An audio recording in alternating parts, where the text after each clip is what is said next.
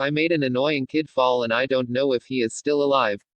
When I was 13, I am 22 right now, we went to some kind of school. The idea was for us, the big kids, to take care of the little ones.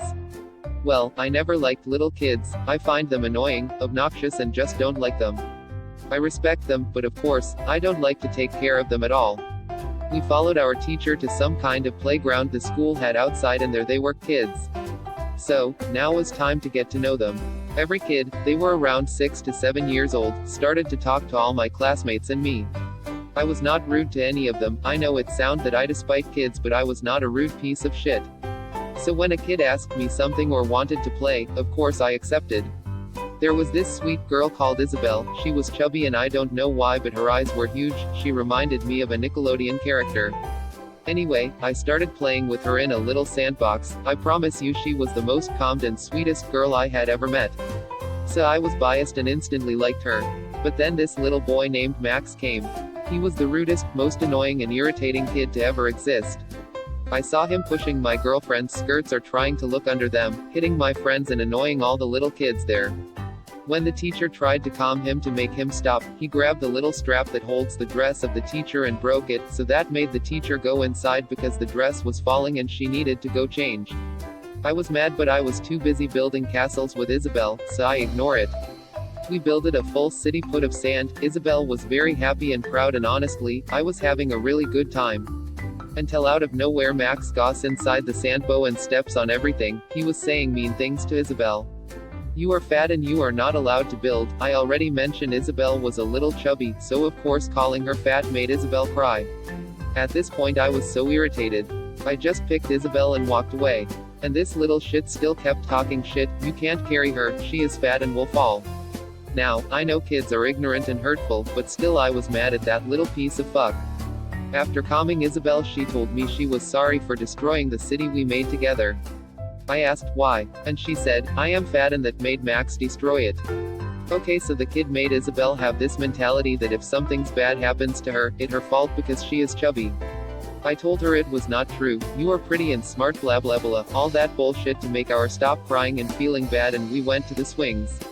And I can see Max running with a little toy car, and behind him there was another kid following him. I believe his name was Lucas, and Lucas was screaming, telling Max to give him his toys back. So, I was pushing Isabel in the swings while watching Max, and then my opportunity came. Max came running behind me and I just put my feet a little to the back and he fell. I still remember the sound his head made when hitting the ground.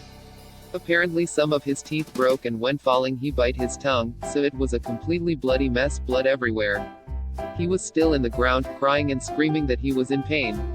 I looked around and my classmates were still playing with the kids. Literally no one cared enough to pay attention to the screams of agony of Max. Then I looked at Lucas. I was nervous because if he ever told a teacher that it was my fault, I would be in so much trouble and could probably lose my scholarship. We just stared at each other. He grabbed the toy car that was on the ground and left running. Isabel was already looking at the situation and told me what happened. I just picked her up from the swings, put her in the ground and told her to go find a teacher because Max fell while running. She nodded and did what I told her. While she was running I just went a little away from where Max was laying and I could notice he stopped making sounds. The teacher came and picked him. She was so scared, screaming to everyone to call an ambulance. I really don't know what happened next. After they took him to the hospital we just left the school and went home. I still think about it, but I don't regret it. I know it's bad, but I can't help it. I used to steal steaks from my job because they wouldn't pay my full wage. So I used to work at a grocery chain, third shift, usually just me, a lazy manager, and a security guard. I knew how to work the cameras, so I would rig them to go down for a bit while I went into our meat section, and stole about 8 big juicy steaks. The big reason I did this, company would give me my checks, and they'd be around $90 short. They did this 4 times, and I never got $180. So my thinking was to stick it to the company by stealing steaks. Most delicious renegade thing I've done. I threw my self-baked cookies in the full trash, got them out and served them to dozens of people.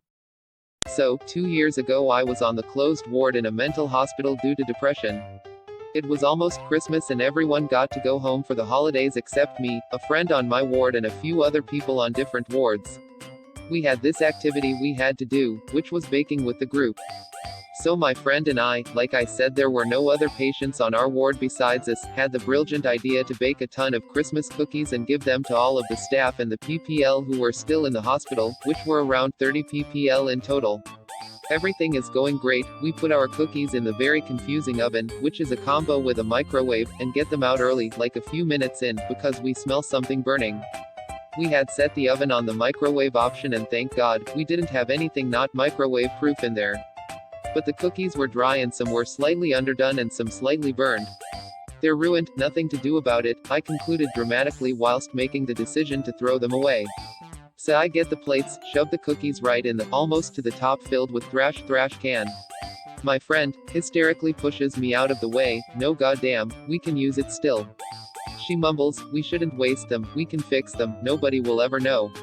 And I agreed. We picked almost all of them out of the trash, tried to brush the dirt off with paper towels, baked the undone ones longer, put a shit ton of icing on them all. Decided it would be better to throw as many sprinkles on there as possible and present them on a plate. We tested them out on one of the most annoying nurses and they legitimately complimented us, like it was genuine. With a kind smile on our faces we handed them out to every one of the staff and the other kids on the wards. When we got back to our rooms, all of them were eaten and we had received a fuck ton of compliments. We never talked about it again and we never told anyone. And that's the story of how I, as a 14-year-old kid, deliberately gave hardworking members of a mental hospital trash to eat for Christmas.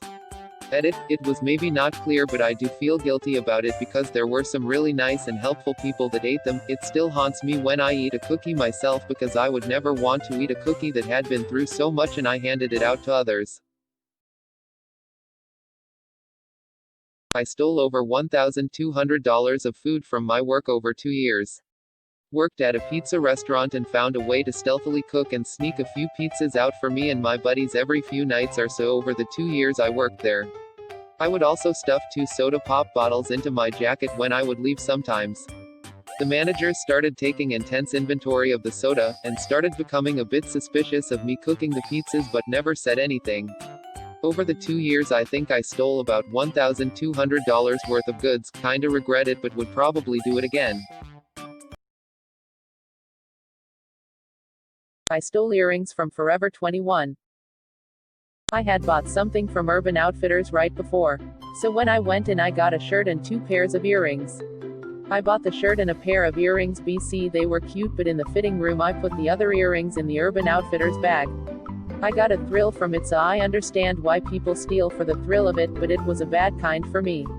I was so scared I would get caught. It was the first time I ever stole anything from a store and when I walked out the lady looked at me and I almost started crying from pure guilt. I'm really not meant to be a thief. I pretended to pass out and have a seizure during a final exam in college. I think this is the most horrible thing I've ever done, and I feel bad about it, but it was truly the only way I was going to pass the class. I stood up in the middle of the exam, then suddenly fell over on the floor, then started shaking for about a minute. I woke up after a minute or two and pretended to have no idea anything happened, including initially standing up. I'm honestly shocked everyone bought it. They called an ambulance, where I refused service. The president of the department, who was also my former professor in another class, was nearby when it happened, and he walked me to the university clinic and bought me a sandwich. They let me retake the exam at any point in the following semester, at which point I knew the questions going into it, since someone gave me their old exam. I passed the class with a low C because of this.